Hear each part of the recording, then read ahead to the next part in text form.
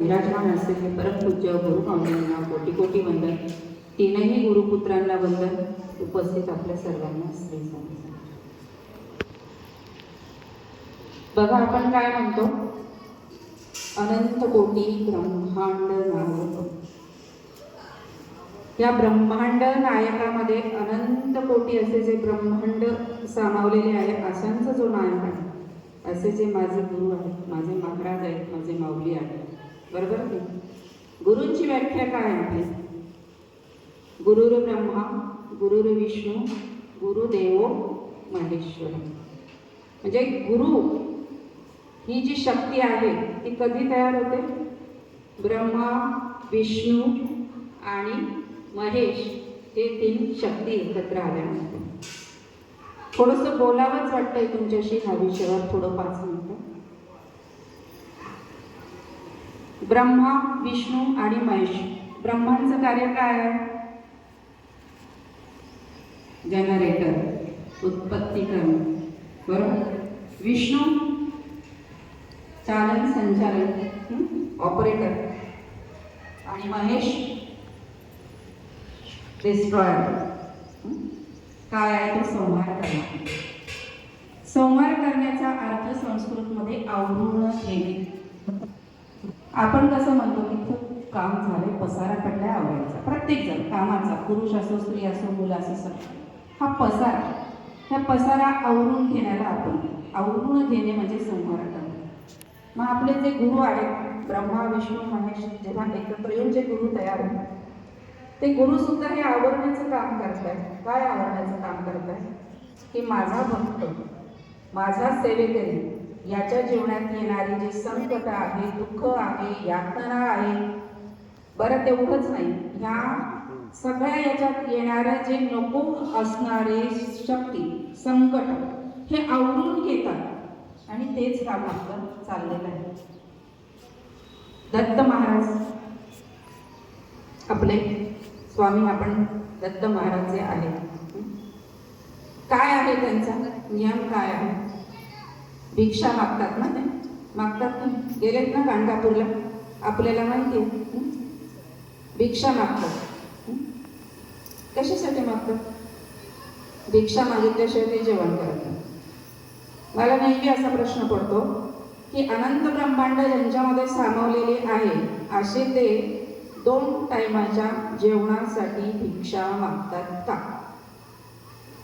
काय वाटतं तुम्हाला? जेवणात पोट भरण्यासाठी भिक्षा मागतात का? हो किंवा नाही बोला. नाही.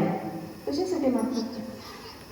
अहो, ते मागतात त्यांच्या भक्तांकडे, त्यांच्या सेवेकऱ्यांकडे तुमचं प्रारब्ध मागायला येतात. आणि आम्हाला हेच कळत नाही.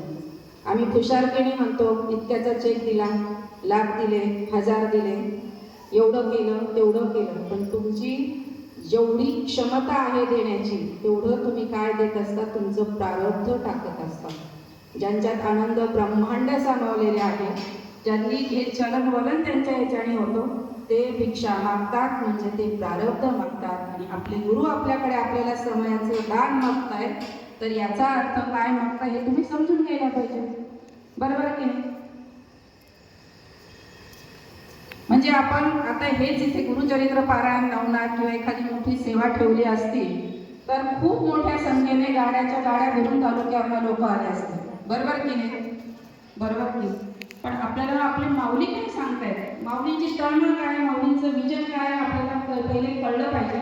80%, 20% दर गुरुवार, दर शनिवार, दर रविवार, अनेक वर्ष सुरुवात तिथून होते. नित्य सेवा झाली आहे माऊलींची जशी की 18 विभाग समजावून सांगेल.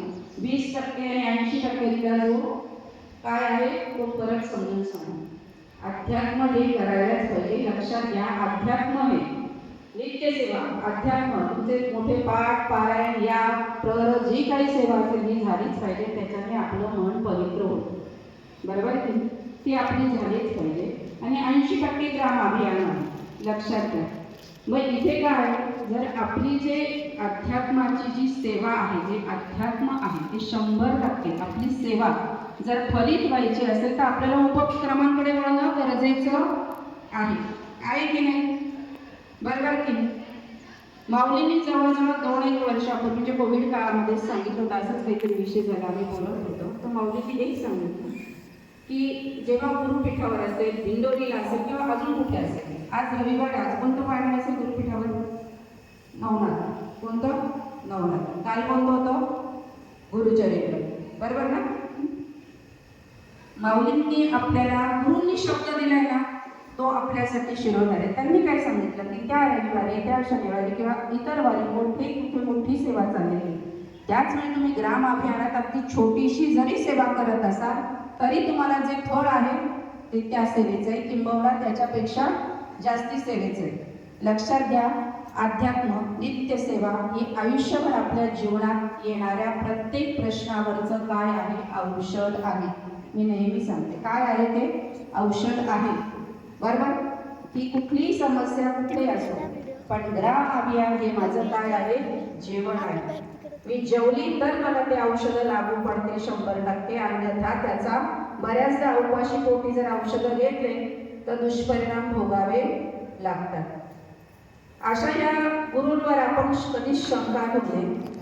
मुळात होतं काय माहिती का, मला जायला जमणार नाहीये, मी ते 4 जणांपर्यंत पास करते किंवा 4 जणांपर्यंत, आणि तेच पुढे 2 किलोमीटर, 4 किलोमीटर, 10 किलोमीटर, 100 किलोमीटर असं कर. तुम्ही ही एक ठेवा ना की माझ्यासोबत माझ्या घरापासून तर तिथपर्यंत माझे महाराज माझ्यासोबत आहे. हा विश्वास तुम्ही ठेवा. बरोबर आहे की नाही? हा विश्वास तुम्ही ठेवलाच पाहिजे. गुरूंवर शंका घेतलीच पाहिजे. असं असेल तर तुम्हाला एकच उदाहरण देईन, मी जास्ती नाही, कारण मला पुढे विषयाकडे जायचंय. शंका घेणं, आपण तर माणूस आहोत, माणूस, पण प्रत्यक्ष भगवंताने सुद्धा जर देवावर म्हणजे गुरूंवर शंका घेतली तर पुढे काय परिणाम होतं त्याचं एक छोटंसं उदाहरण एकदम शॉर्टकटमध्ये सांगते मी तुम्हाला. कारण मला आहे ना थोडंसं असं वाटतं की थोडंसं या गोष्टी बोलल्या गेल्या पाहिजे. लक्षात घ्या, तुलसी रामायण कोणी वाचलेलं आहे? बरं, ठीक आहे. वाचलं असेल नसेल, तुम्हाला बऱ्याच गोष्टी त्यातल्या माहिती, वाचलं नाही, ऐकलं आहे, पाहिलं आहे. बरोबर? सुरुवातच होते महादेव आणि माता पार्वती यांच्या संवादातून. लक्षात घ्या, मी तुम्हाला आता अगदी एकदम शॉर्टकटमध्ये सांगते. एक वेळ अशी येते, माता सीतांचं हरण झालेलं असतं. बरोबर? त्यांना लंकेत नेलेलं असतं, आणि जेव्हा श्रीराम आणि लक्ष्मण येतात त्यांना पर्णकुटीत आपल्या माता सीता दिसत नाही, तेव्हा श्रीराम हे पूर्ण आपला आवेश, आपलं जे हे पूर्ण ते सगळं विसरून अगदी एक आपण त्यांना म्हणू की एक वेडे झाल्यासारखे झाडाला विचार, पानाला विचार, फुलाला विचार, प्राण्याला विचार, पक्षाला विचार, सगळ्यांना विचारत होते की एवढं आठवलं का? आठवलं. बरोबर? मग माता सती आपल्या माता पार्वती महादेवाला म्हणतात, जर श्रीराम हे पूर्ण ब्रह्म आहे तर ते विसरलेत का की आज ते जे वाक्य आहे ते माझ्या बुद्धीला कुठल्याही अंशाने पटत नाही आहे. इतके कसे वेडे झाले? त्याच क्षणात महादेवांच्या डोक्यामध्ये समजलं की ज्या अर्थी सती पार्वतीने ही श्रीरामांवर घेतलेली शंका आहे त्या अर्थी तिच्यावर काहीतरी संकट येणार आहे. त्यांना कळून चुकलं. तर त्यांनी सांगितलं, मानवी रूपात आल्यानंतर मानवी याच्यातनं देवांना सुद्धा चुकलेलं नाही, तुम्ही विश्वास ठेवा.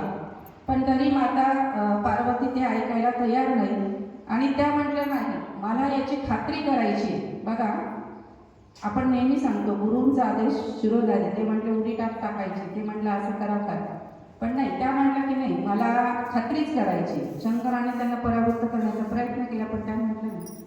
ठीक आहे, ते म्हटले हरकत नाही, काहीच नाही करू शकत, ते आपले कैलास पर्वतावर बसले. माता पार्वती ज्या वनामधनं श्रीराम सगळ्यांना विचारत फिरत होते, त्यांच्या मागे लक्ष्मण, श्रीराम रडलेले झाडं, पानं, फुलं, आणि अचानक त्या वाटेमध्ये ते सीतामाता होती. लक्षात एकदम श्रीरामन लक्ष्मण समोर उभं राहिले सीतामाता, आणि एवढ्या याच्यात गर्भगळीत झालेले श्रीराम सुद्धा हात जोडून म्हणतात, माताजी आप यहाँ तो महादेव कहाँ. म्हणजे हिंदी तुलसी रामायण वाचते त्याच्यामुळे की तुम्ही इथे मग महादेव कुठे. त्या क्षणात त्या माता इतक्या खजील झाल्या आणि त्यांनी नमस्कार केला आणि त्या कैलास पर्वतावर गेले आणि गेले ध्यान लावून इथे महादेव समोर बघत होते. त्यांचं ध्यान जे होतं ते चालू होतं. नंतर माता पार्वती समोरच उभ्या राहिला जोपर्यंत त्यांचं ध्यान संपत नाही आणि नंतर हात जोडून त्यांनी नमस्कार केला. महादेवांनी डोळे उघडले आणि खाली मान घालून त्या महादेवांकडे चालल्या. शेजारी आपल्याला माहिती वामांगी नेहमी त्यांचा उच्चार होतो की पार्वतीचं स्थान आहे बसायला. त्या बसायला गेल्या त्यांच्या शेजारी. त्यांनी किंवा हात जोडून सांगितलं की आजपासून तुझं स्थान माझ्या शेजारी नसून माझ्या समोर असेल. कारण माझ्या गुरुनी जर तुला माता म्हटलं तर आजपासून मी तुला पत्नी म्हणू शकत नाही. किती मोठं संकट आलं त्यांच्यावरती, आलं की नाही. पार्वती माता खूप विनवणी करायला लागल्या. त्यांना कळून चुकले की त्यांनी खूप मोठं काहीतरी म्हणजे गुन्हा केलेला आहे. आणि मग तेव्हा त्यांनी सांगितलं की तुम्ही याच्यातनं काहीतरी मार्ग सांगा. मग ते म्हणजे मी काय सांगणार. मग त्यांनी परत डोळे मिटले आणि मनोमन श्रीरामांना विनंती केली की तुम्हीच याच्यातनं काहीतरी मार्ग काढा आणि ह्या याच्यातनं लवकर आम्हाला मुक्त करा ह्या संकटातनं. आणि मग पुढे दक्षयज्ञ आहे. दक्षयज्ञामध्ये माता पार्वतीने स्वतः योगाग्नीमध्ये, कुठे यज्ञामध्ये म्हटले, कुठे योगाग्नी म्हटलेले, त्याच्यात त्यांनी पूर्णपणे आपला देह जाळून घेतला आणि मग पुढचा जन्म. ही होती श्रीरामांवर घेतलेली एक छोटीशी शंका.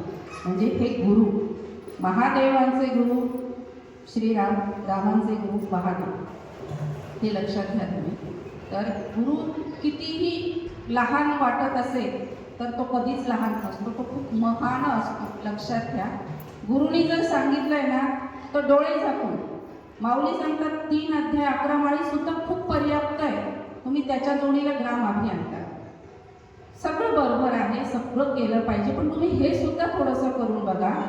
आता मगाशीच ताईंनी सांगितलं का ताईंचे 10 फोन, आमचे युवांनी दादांनी 1120 फोन केलेले. सगळ्यांचे ब्रॉडकास्ट वेगळे आहेत. प्रत्येक तालुका प्रतिनिधी असेल, जिल्हा प्रतिनिधींनी टाकलेला असेल, ब्रॉडकास्टला मी टाकलेला आहे. ग्रुप वेगळे आहेत आपल्या प्रत्येक तालुक्याचे.